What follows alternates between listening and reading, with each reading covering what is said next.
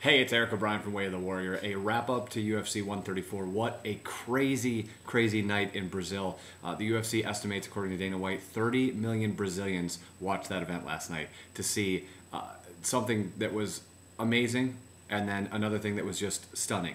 Luis Kane, the only Brazilian, I believe, that did not win last night, outside of the two bouts that had two Brazilians in them. Luis Kane loses to Nedkov. In the main event, though, Anderson Silva and Yushin Okami, it looked like for a second in round one that there was going to be some sort of an actual battle.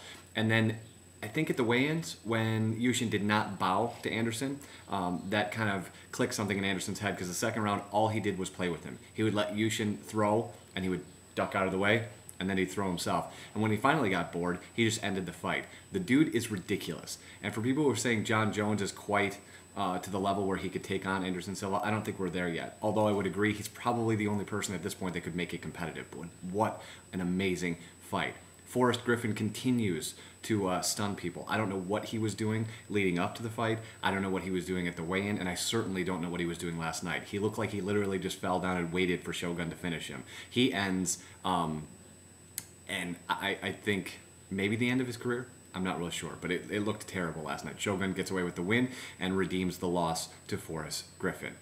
The big argument of the night, and I can totally see it both ways, Ross Pearson and Edson Barboza. What an awesome fight. Both men get $100,000 for the fight of the night. And look, if you flip a coin and give that fight to Pearson, I'm not going to be mad at you. I honestly think, though, the cut over the right eye that Barboza opened with the left late in the third, I think that sealed the round. And then when Pearson tried to turn it up and finish the fight and just got all sloppy, I think that pretty much sealed his fate. That said, I'm also not going to be mad if you want to put those guys at each other again. What a great, great fight. And the huge puts the energy right back into the arena after Luis Kane loses fight.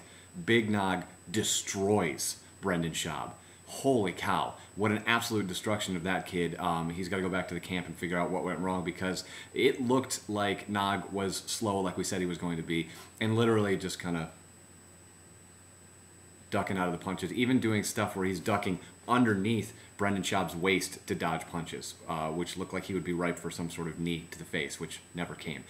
Big, huge win for Big Nog. Great moment last night, and I really do hope they do 4 events a year, because that was insane. Great night. Hope you enjoyed it. If you didn't see the fights, please go see them. And then join us Friday night, 6 o'clock for the entire wrap-up. It's Eric O'Brien for Way of the Warrior. See you next week.